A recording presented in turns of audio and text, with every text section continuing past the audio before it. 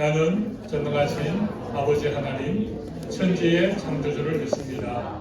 나는 그의 유일하신 아들 우리 주 예수 그리스도를 믿습니다. 그는 성령으로 잉태되어 동정녀 마리아에게 나시고 본디오 빌라도에게 고난을 받아 십자가에 못 박혀 죽으시고 장사된 지 사흘 만에 죽은 자 가운데서 다시 살아나셨으며 하늘에 오르시어 전능하신 하나님 우편에 앉아 계시다가 거기로부터 산자와 죽은 자를 심판하러 오십니다.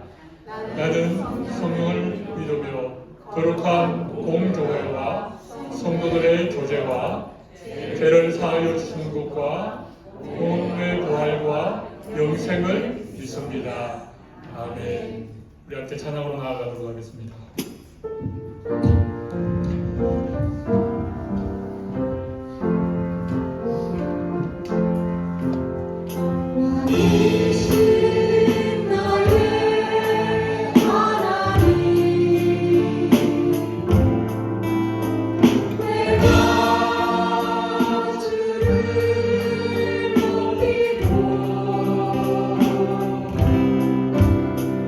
영원히 주의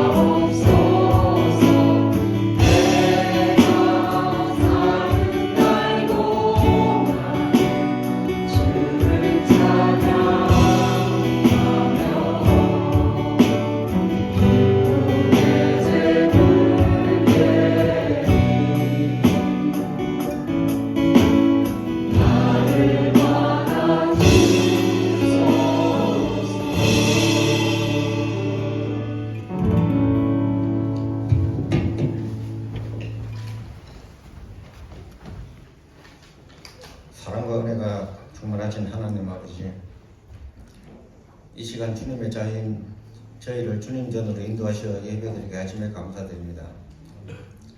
지난 시간을 되돌아볼 때 세상 사람들의 방식에 따라 제약 가운데 생활해 왔음을 고백합니다. 나의 기준으로 판단하고 행동하고 이 시간 주님 앞에 모든 것 내려놓고 회개하오니 예수 그리스도의 거룩한 보혈로 모든 죄를 지르사 정결케 하여 주시옵소서. 이 아름다운 계절, 우리는 주님과의 계절을 위해 담담한 모습으로 기도합니다. 거룩하신 하나님 아버지, 주일 예배에 모이게 된 우리는 주어진 시간을 내 마음속에 담고 온전히 주님을 생각하며 살아갈 수 있기를 기도합니다. 주님께서 우리가 어떤 앞날을 맞이하든 올바른 길로 인도해 주실 줄 믿습니다. 믿음의 공동체 안에서 모든 세대가 영적으로 일어나게 하셔서 하나님의 영광을 선포하는 귀한 주님의 자녀들로 거듭나게 하여 주시옵소서. 공동체가 하나님 나라를 믿음 앞으로는 아름다운 공동체 되게 하여 주시고 어린 영혼들, 주님께서 특별히 기뻐하시는 그 믿음의 자녀들에게 주의 복이 더하여지기를 원합니다. 하나님의 사랑으로 어린 영혼들을 섬기는 교사들에게도 힘을 주시어 믿음의 자녀를 길러내는 아름다운 교회가 되게 하여 주시옵소서. 사랑의 하나님 아버지, 오늘 목사님을 통해 전해주실 말씀을 기대합니다. 사랑하는 마음을 가득 담은 주의 말씀을 대언하실 때 선포되는 그 말씀이 밤길을 걷는 자의 발을 비추는 등불같이 우리의 길을 비춰주며 우리의 걸음을 인도하는 말씀이 되게 하여 주시옵소서. 늘 우리와 함께 하시며 우리들 마음속에 살아계신 우리 주 예수 그리스도의 이름으로 기도드렸습니다. 아멘.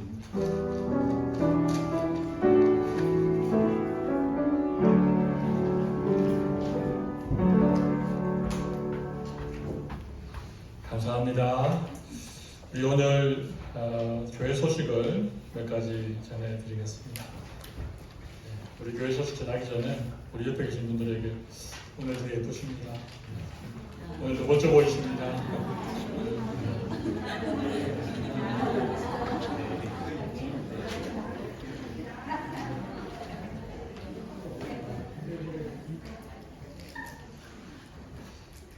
제가 작년 3월 말 4월 초경에 예담교회를 처음 왔었는데 그때보다 지금 여러분들 보니까 표정들이 훨씬 밝아지고 예뻐지신 것 같습니다.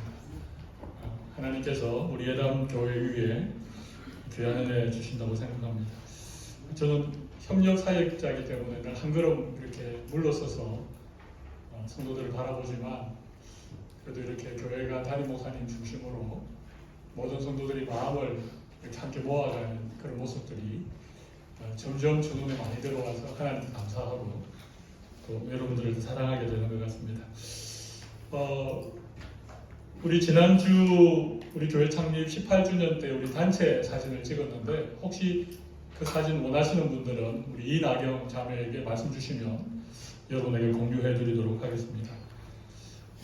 우리 찬양팀을 좀 모집을 합니다. 우리 피아노 반주로 수고해 주실 분, 피아노를 예전에 좀 치셨던 경험이 있는 분들은 괜찮습니다.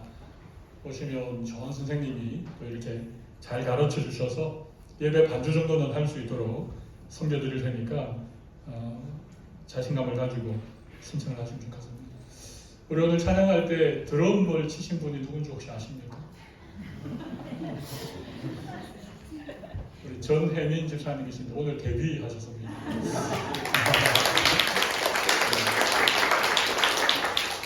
제가 알기로는 전문적으로 드럼을 치신 분이 아니신데도 이렇게 본인이 섬기는 마음으로 이렇게 하시면 하나님께서 기뻐하시고 또 우리 모두에게는 축복이 됩니다. 피아노, 또 싱어, 또 예배 영상을 촬영할 사람들 전문성을 가지지 않아도 됩니다. 그냥 주님의 교회는 하나님 주신 은사로 우리가 섬기면 하나님이 기뻐하신다고 생각합니다. 많이들 관심을 가지시고 신청해 주시면 좋겠습니다. 우리 9월에 있을 선교 세미나 위에서 기도해 주시고 또 함께 원하시는 분들은 우리 이공주 권사님에게 문의해 주시면 감사하겠습니다. 우리 내년 6월 달에 매년 날짜는 정확하게 나와 있지 않나요? 우리 치앙라이 반풍센터 우리 경연으로 이렇게 선교가 준비되는데 우리 올 6월부터 신청을 받는 것 같습니다. 기도해 보시고 많이들 신청해 주시고 시간과 또 경비가 많이 드는 일이지만 선교 현장에 가시면 반드시 은혜를 받습니다. 여러분이 투자한 것보다 수십 배, 수백 배의 그런 은혜를 누리게 되어 있습니다. 기대감을 가지시고 신청해 주시면 감사하겠습니다. 우리 담임 목사님 휴가 중이신데 이번 기회에 좀 몸과 마음과 영혼이 푹 쉬고 재충전될 수 있도록 여러분들 기도 많이 해주시고 여러분들이 도와주시는 것은 가급적 연락을 하지 않는 것입니다. 오늘은 네이피어 우리 시온교회에서 또 말씀으로 섬기시는데 그 예배 가운데도 풍성한 은혜가 있도록 기도해 주시면 감사하겠습니다. 좀 아쉬운 소식 한 가지 전해드리겠습니다. 우리 지난 한 해 동안 우리 공동체에 함께했던 우리 예담 청년부의 최연식 형제가 이제 오늘 주일을 마지막으로 이제 돌아오는 수요일 날 한국으로 귀국하게 되어집니다. 우리 연식 형제가 이곳에 와서 학습을 받았습니다. 주님 다시 만나고 신앙 고백하고 학습을 받았고 또 이곳에서 자신의 비전을 또 발견을 했습니다. 이게 커피라고 하는 이런 본인의 어떤 비전이라고 하면 맞는지 모르겠지만 그래서 이곳에서 커피 열심히 배우고 한국 가서도 또 계속 연마해서 우리 영식 형제가 가지고 있는 마음의 소원은 다시 뉴질랜드로 돌아오는 것입니다.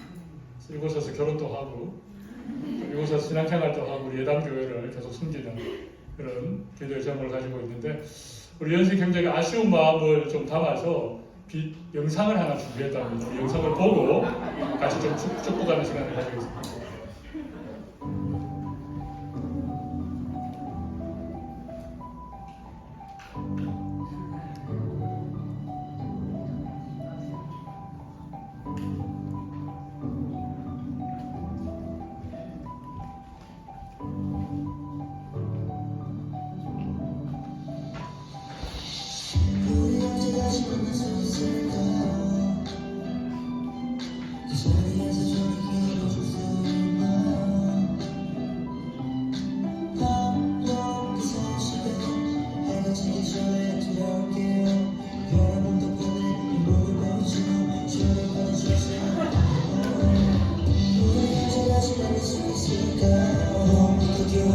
지날까 그때 모두 잡을 찾으시는 그게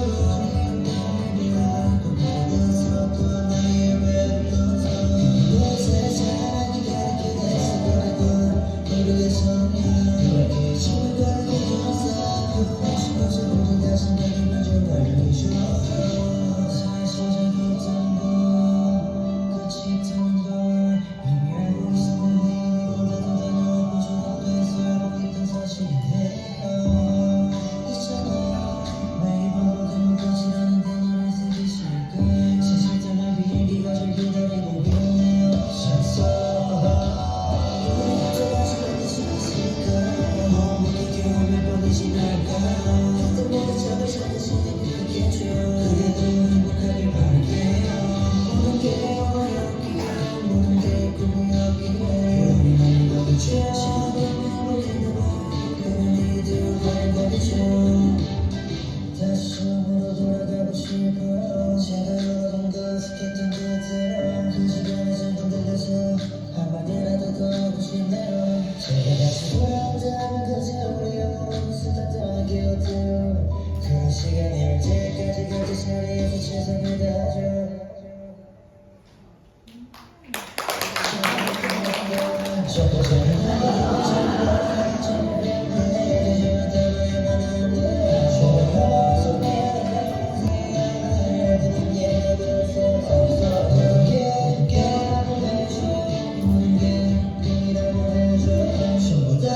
거짓말이라 이제 너무 행복해서 잊고 살고 싶네 너가 거짓말하며 내 추억은 변하기를 오늘은 지나간다 우리에게는 정말 내일이 오기를 더 의심하고 웃음을 줘 정말 마지막인 것 같네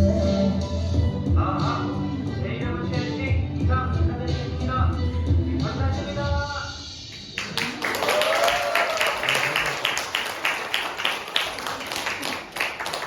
가사는 직접 쓴 것 같고, 네, 곡은 와 다시 한번 박수. 우연식 형제는 래퍼입니다. 아주 장래가 촉망되는 그런데 아주 특별한 영상을 우리에게 선물로 주셨다 그죠? 네, 지난 1년 동안 우리 예람 식구 모두가 우리 연식 형제에게 보여준 사랑을 저희 연식 형제를 대신해서 이렇게 감사드리고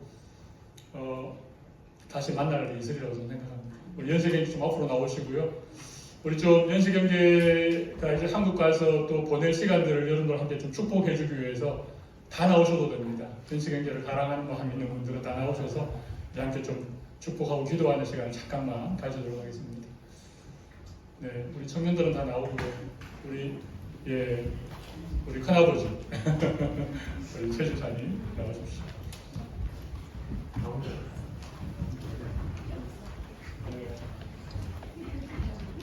우리 권사님들도 좀 나오시죠. 네.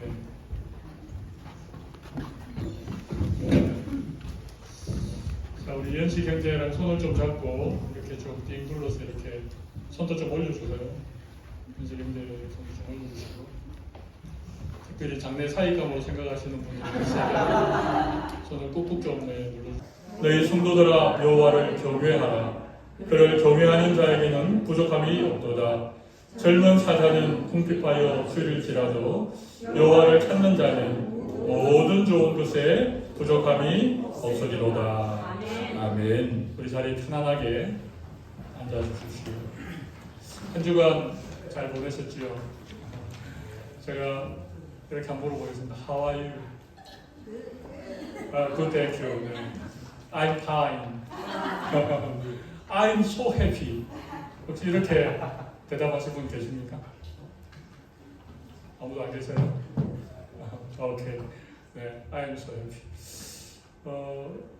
사실 요즘 어떻게 지내시냐 물어보면 뭐 그럭저럭 지낸다 이렇게 대답할 수도 있고 너무 행복하고 좋습니다 이렇게 대답할 수도 있겠죠. 라이프라고 하는 아주 유명한 잡지에서 설문을 조사했습니다. 행복의 조건을 무엇이라고 생각하느냐. 그 질문에 대답한 사람들은 굉장히 다양한 계층의 사람들이었습니다.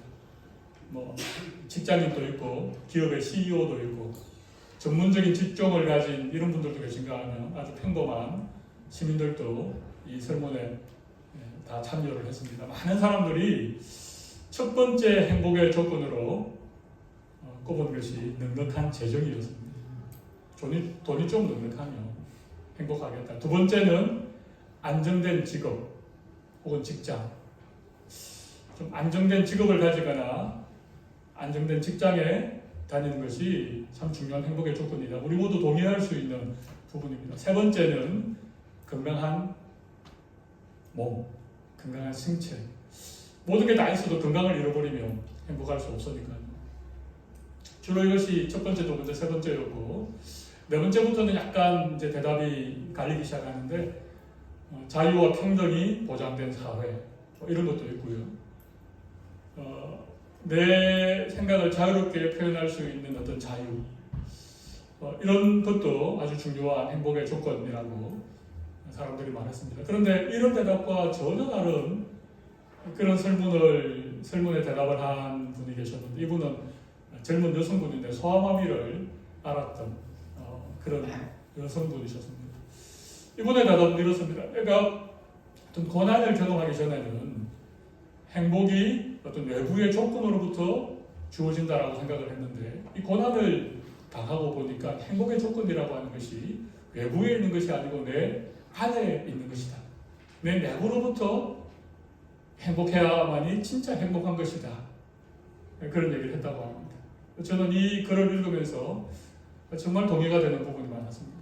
행복이라고 하는 것이 어떤 외부에서 나에게 주어지는 이런 조건적인 것이 아니라 내 안에 있는 것이어야 된다. 특별히 예수 믿는 우리들, 하나님의 자녀라고 자부하면서 살아가는 우리들에게는 우리 내면에서부터 끊임없이 이 솟아나는 이 행복, 기쁨, 평안함. 예수님께서 그런 말씀하시지 않으셨습니까?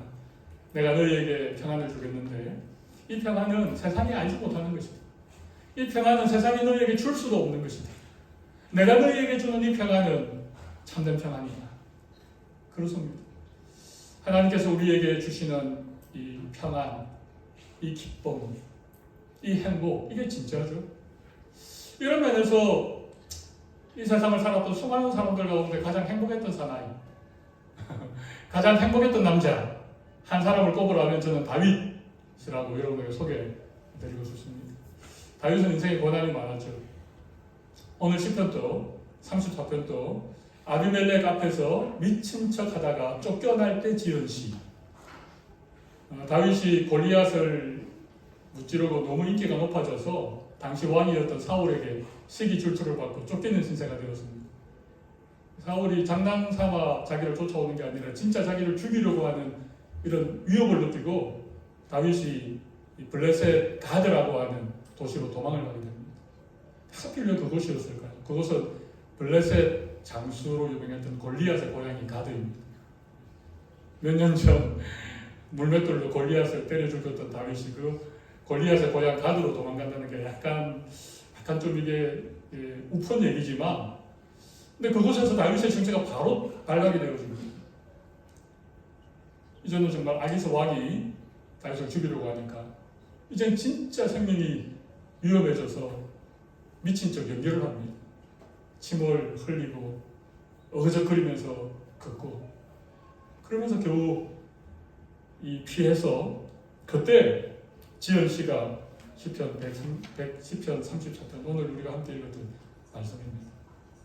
수많은 고난을 그가 경험했는데도 오늘 본문에도 그런 표현이 있죠. 여호와의 선하심을 맛보아 알지어다. 그에게 피하는 자는 복이 있도다. 여호와를 경외하라. 그를 경외하는 자에게는 부족함이 없으리로다. 여호와를 찾는 자는 모든 좋은 것에 부족함이 없으리로다. 그럼 다윗은 정말 죽을 상황인데도 하나님으로 인해서 그가 복되다. 하나님 때문에 나에게는 부족함이 없다. 그렇게 노래할 수 있었습니다. 다윗이 어떻게 이런 고백을 할 수 있었을까? 그런 상황 속에서, 그 절박한 상황 속에서 하나님 때문에 나는 부족함이 없습니다. 하나님의 선하심을 맛보아 알게 됩니다. 이런 고백을 할 수 있었는지 오늘 제가 여러분에게 잠깐 소개를 해드리려고 합니다. 첫 번째 우리가 생각해 볼 것은 하나님을 맛보아 알아야 된다는 것입니다. 하나님을 맛보아 알아야 된다. 우리 8절을 다시 한번 같이 읽어보겠습니다. 너희는 여호와의 선하심을 맛보아 알지어다. 그에게 피하는 자는 복이 있도다. 하나님을 알 때, 하나님을 제대로 알 때 우리 안에 하나님이 주시는 그런 기쁨, 하나님 주시는 복이 있다는 거예요. 여러분, 하나님을 아는 것과 하나님에 대하여 아는 것은 조금 다르죠? 저는 유명한 사람들을 꽤 많이 알고 있습니다.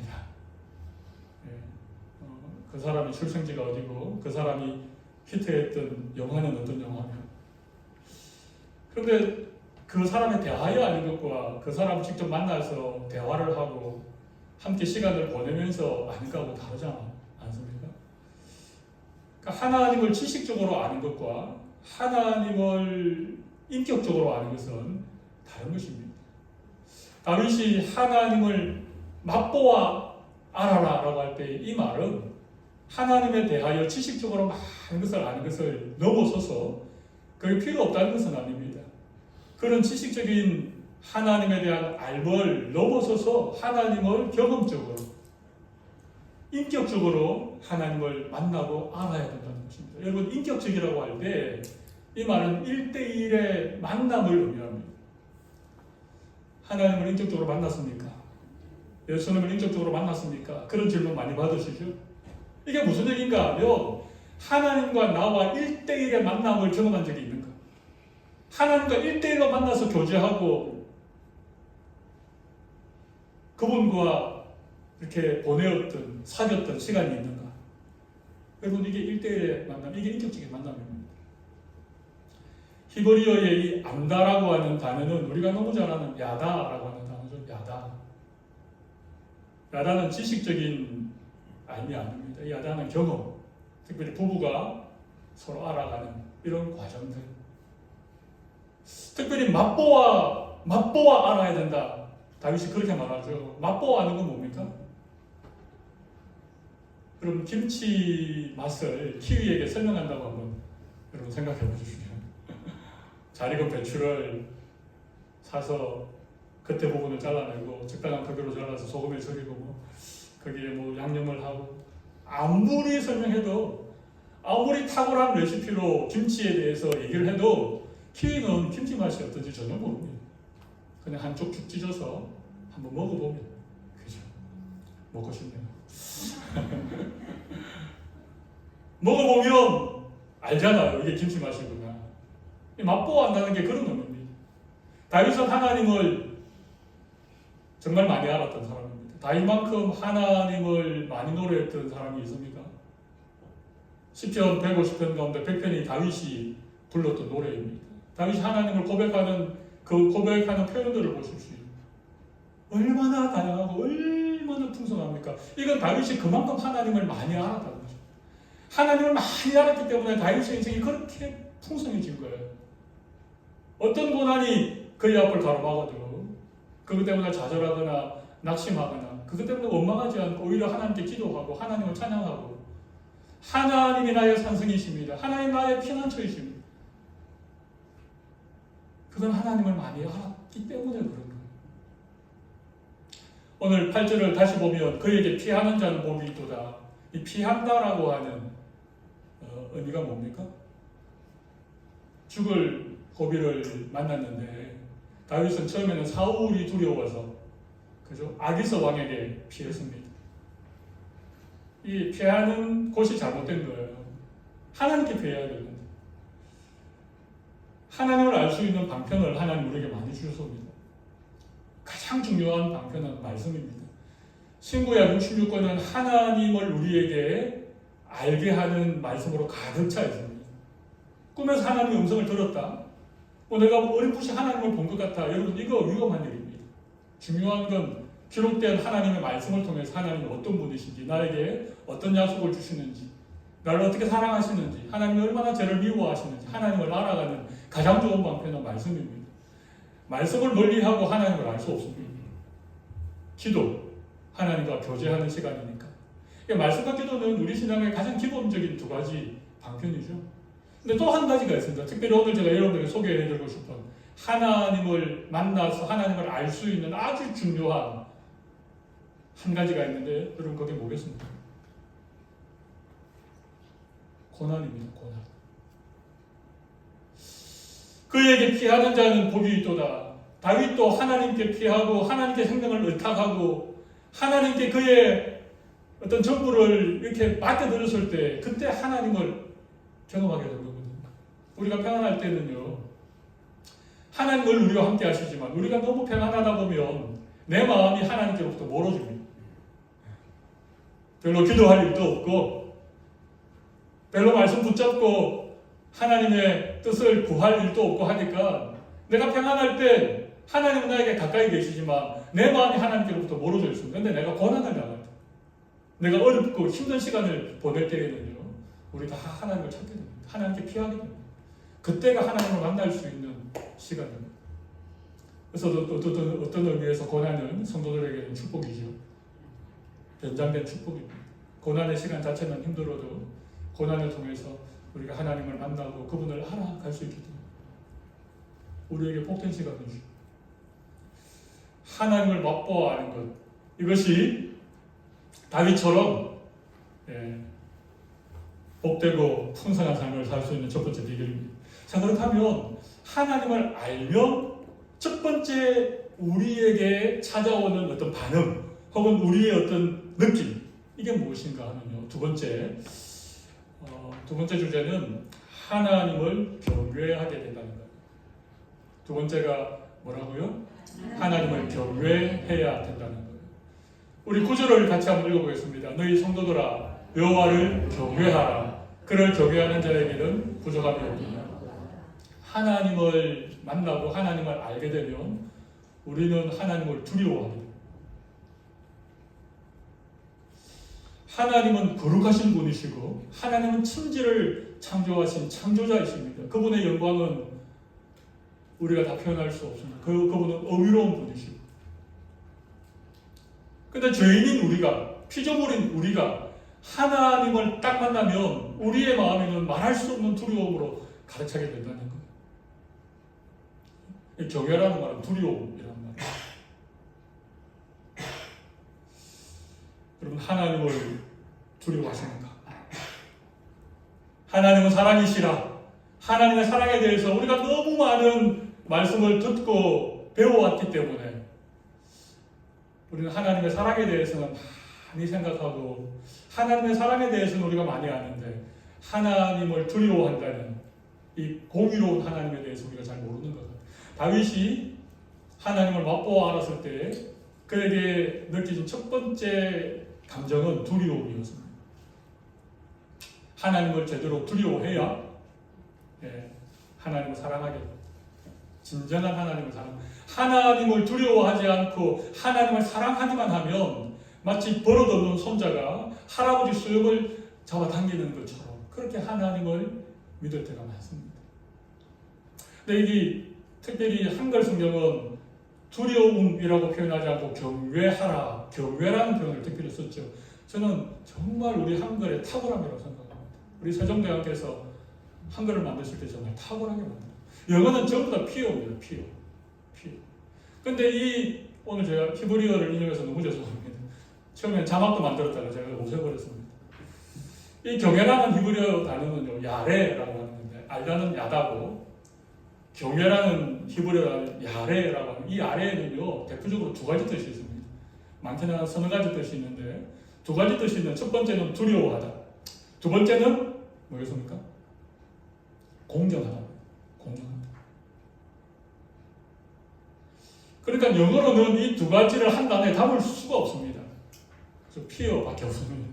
근데 한글은 정확하게 이 두 가지 의미를 살려서 번역을 했습니다.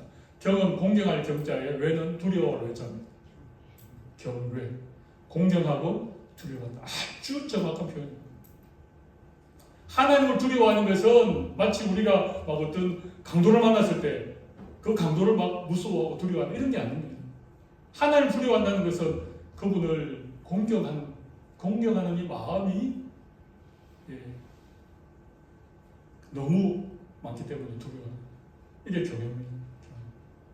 사람들도 가끔 공경하고 참 좋아하는데 또 한편은 좀 두려운 그런 느낌을 주는 분들이 계시죠. 저 아버지가 그러셨습니다. 제 선친이 그러셨어요. 너무 좋은데, 너무 존경하는데 한편으로는 아버지가 좀 두려워.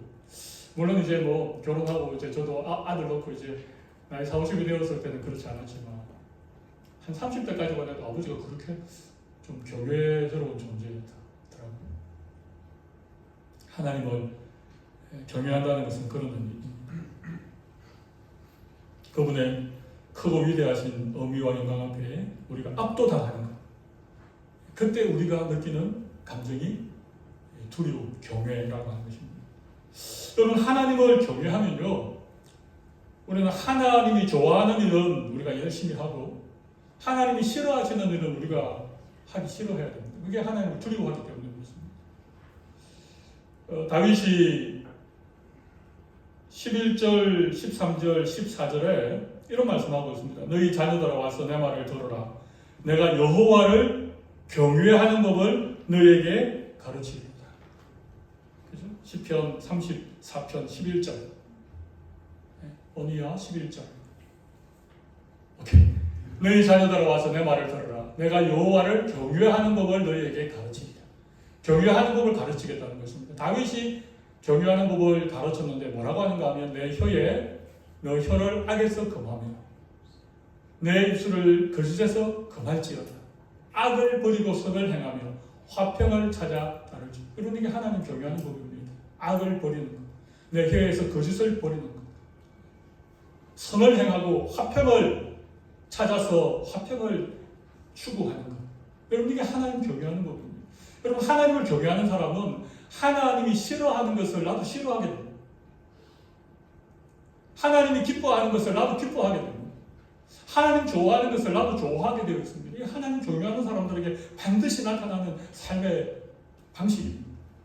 하나님 경외한다 해놓고 하나님 싫어하는 거짓말을 너무 쉽게 한다. 그럴 수 없다는 거예요.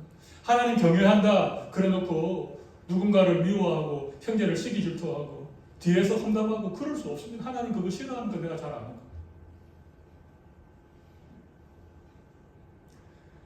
하나님을 알면 하나님을 경외하게 되고 하나님을 경외하면 자연스럽게 하나님이 미워하는 죄와 악에서 우리가 떠나게 되어집니다. 그러면 우리는 하나님과 점점 친밀한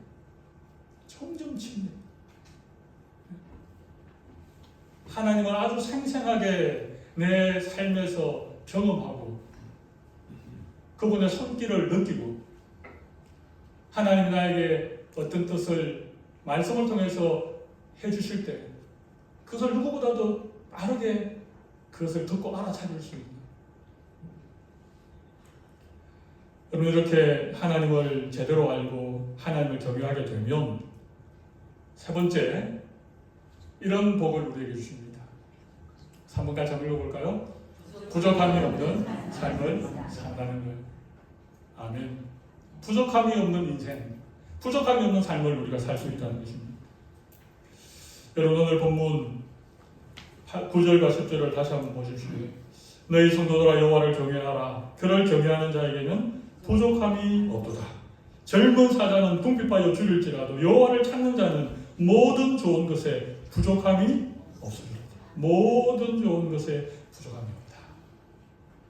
여러분 부족함이 없는 인생을 살고 싶습니까? 하나님 경외하십시오.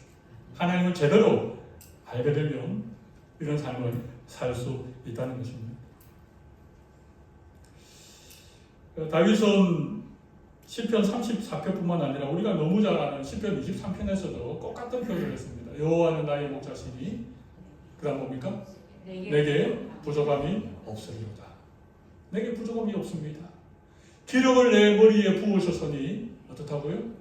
내 잔이, 내 인생의 잔이 넘칩니다. 그럼 다윗은 고난이 많았잖아요. 전쟁도 많이 경험했습니다. 죽을 고민도 많았습니다. 그런데도 다윗은 내게 부족함이 없습니다. 내 잔이 차고 넘칩니다라고 고백하는 너무너무 풍성한 삶을 살았습니다. 이 다윗과 꼭 비교해 볼 한 인물이 있는데요. 다윗의 아들 솔로몬입니다.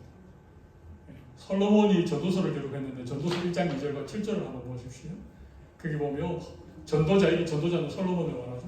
전도자가 이르되 헛되고 헛되며 헛되고 헛되니 모든 것이 헛되도다. 모든 것을 가졌던 솔로몬이 그의 노년에 인생 헛되다.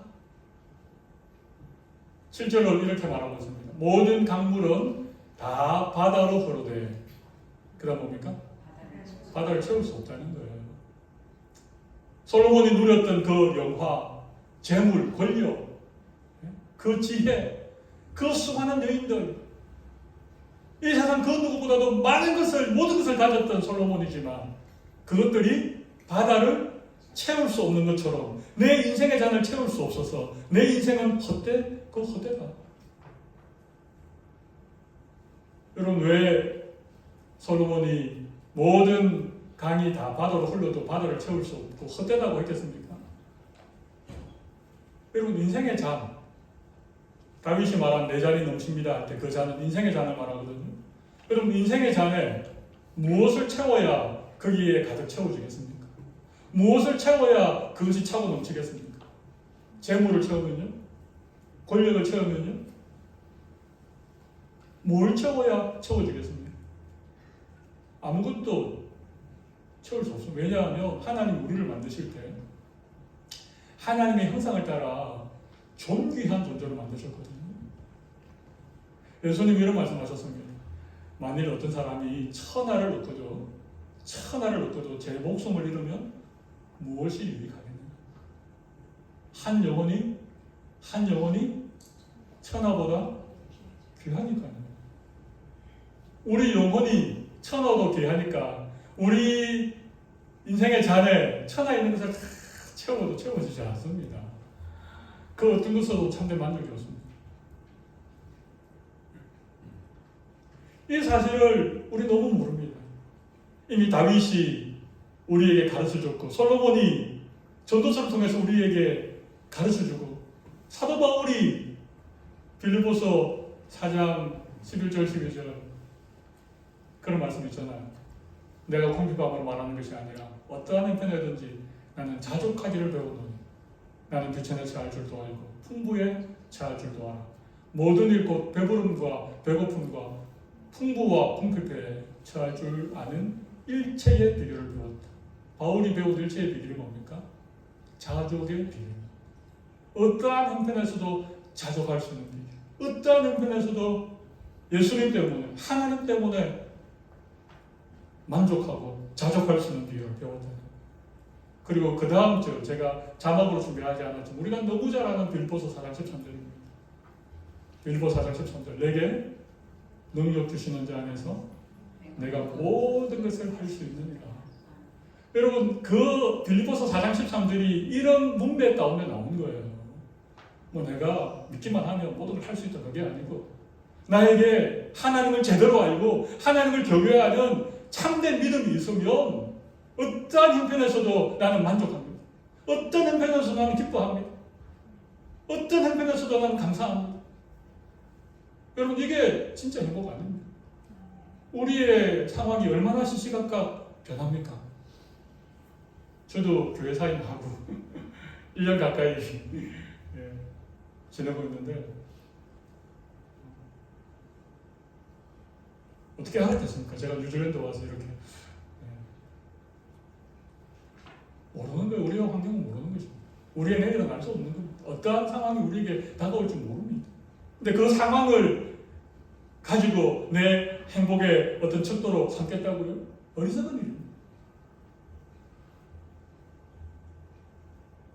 우리에게 계속 가르쳐주는데 우리가 잘 모릅니다. 하나님께서 내 인생의 잔을 채우셔야 내게 부족함이 없습니다. 아멘. 하나님이 내 인생의 잔을 채우셔야 내 인생에 부족함이 없습니다. 하나님 내 인생의 잔을 채우셔야 내 잔이 넘칩니다. 다른 것으로는 채울 수도 없고 넘칠 수도 없습니다. 특별히 시편 23편 5절 다시 한번 띄워주실래요? 시편 23편 5절 거기 보면 이런 내 잔이 넘칩니다 라는 말씀 앞에 기름을 내 머리에 부으셨다 이런 표현이 있죠. 기름을 내 머리에 부으셨으니 내 잔이 넘칩니다.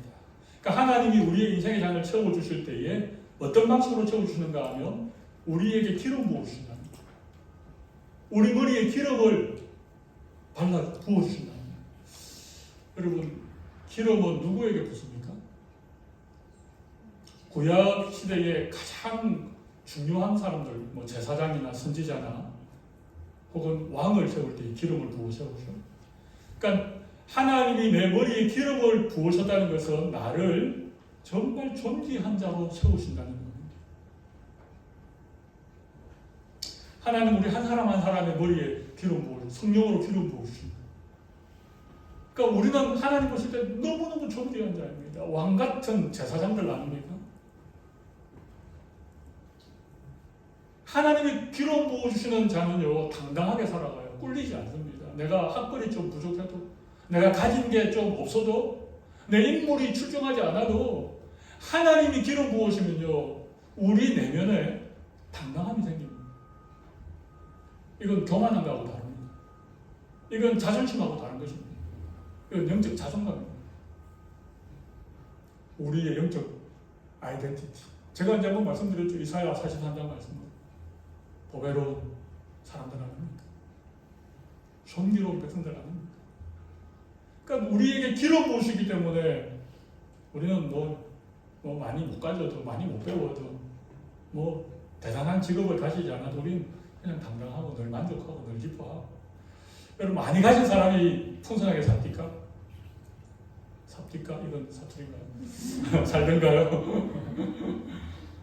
많이 가졌다고 그렇게 풍성하게 살지 못합니다. 많이 가진 사람이 오히려 다른 사람 돕는 걸 좀 어려워. 왜냐하면 모아야 되니까. 모으지 않고 부자가 되는 법은 없거든요. 아끼고 안 쓰고 모아야 부자 되니까. 오히려 많이 가진 사람이 남들 돕는 데는 인색합니다. 그런데 별거 없는 사람들이 보면 자기 먹을 것도 없는데 그냥 콩 반쪽을 나누어서 먹고 그죠. 참 놀라운 것은요. 이렇게 자기 안에 하나님이 주시는 이 어떤 이 넘치는 이 풍성한 그런 게 있으면 나누게 됩니다. 참 신기한 게 나누면 나눌수록 우리의 인생이 풍성해져. 풍성해져. 말씀을 마무리하겠습니다. 믿음은 하나님과의 인격적인 관계를 의미합니다. 하나님을 잘 알지 못하고 절대 우리의 믿음이 자랄 수 없습니다. 하나님을 알아가는 여러분들이 되어줄 것입니다. 특별히 하나님의 선하심을 맛보아할 수 있는 말씀과 기도를 놓지 마십시오. 때로 우리에게 고난이 찾아올 때 이게 빅 찬스입니다. 빅 찬스. 하나님을 맛볼 수 있는, 하나님의 선하심을 맛보아 알 수 있는 아주 빅 찬스입니다. 그때 하나님께 피하시고 하나님께 가까이 가셔서 하나님을 꼭 만날 수 있는 여러분들이 되면 좋겠습니다. 그래서 우리의 삶이 다윗의 고백처럼 부족함이 없습니다. 부족함이 없습니다. 부족함이 없습니다. 부족한 게 없으시죠? 진짜. 약간 없는 거 조금 불편할 뿐이지 그게 나쁜 거 아니에요. 우리에게 부족함이 없는 이 놀라운 은혜를 주시는 우리 하나님 앞에 우리 시간 잠깐 기도하도록 하겠습니다. 제가 한번 기도하겠습니다. 하나님 아버지 감사합니다. 경제적으로 다들 힘든다고 얘기하는 시대를 살고 있습니다. 우리 부모님 시대에 비하면 너무 풍부한 삶을 살고 있는데도 더 이상 굶지 않고 더 이상 헐벗지 않는데도 우리 언제부터인지 너무 힘들다고, 너무 경제적으로 어렵다고, 마치 입버릇처럼 아무 생각도 없이 그런 말을 내뱉으며 살아왔습니다. 우리가 예수 믿는 사람입니다. 하나님의 신실한 자녀들입니다. 하나님, 우리가 하나님 때문에 부족함이 없는 이 놀라운 믿음의 비밀을 깨닫고 오히려 우리가 더 풍성하게 살아서 사람들을 섬기고 사람들과 나누며 적어도 우리와 함께하는 우리 공동체 안에는 하나님의 그 풍성한 은혜 때문에 부족함이 없는 그런 믿음의 공동체로 세워지게 하여 주시옵소서. 살아계신 예수님 이름으로 기도드리옵나이다. 아멘. 우리 다 함께 일어나셔서 우리 413장 우리 찬양 올려드리도록 예배를 마무리하도록 하겠습니다.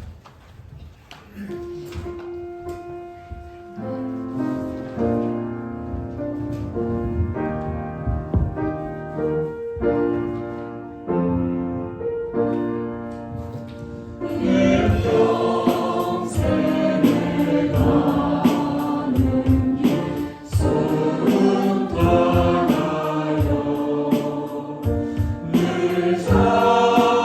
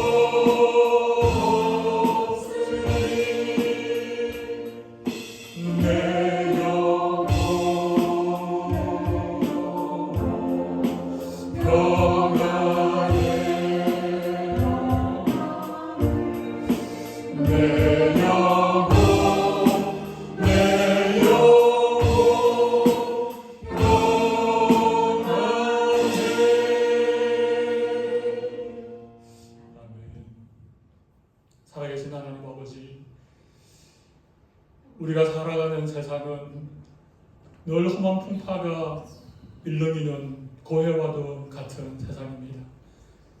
그러나 우리 홀로 그 파도를 헤쳐나가는 것이 아니라 주님 우리와 함께 하시고, 주님 우리에게 큰 평안을 주시고, 주님 언젠가는 이 땅에 다시 오셔서 우리의 모든 눈물과 모든 고난과 모든 아픔을 씻겨줄 그날이 있음을 저도 믿기에 오늘도 담대함으로 주님 앞에 나옵니다. 이 큰 은혜에 감사하여 우리의 마음과 주님을 향한 사랑의 고백을 담아 귀한 예물을 주님께 올려드리오니 주님 기뻐 받아주시고, 이 귀한 물질이 쓰이는 곳곳마다 100배, 30배, 60배의 아름다운 열매들이 맺히게 하여 주시옵소서.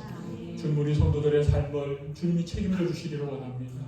다윗의 고백처럼 주님 때문에 부족함이 없다고 고백할 수 있도록 하나님이 채우시고 먹이시고 입히시고 고치시고 새롭게 하여 주시옵소서.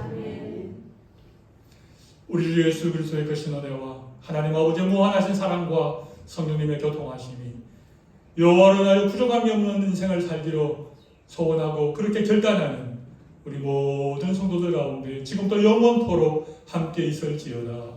아멘.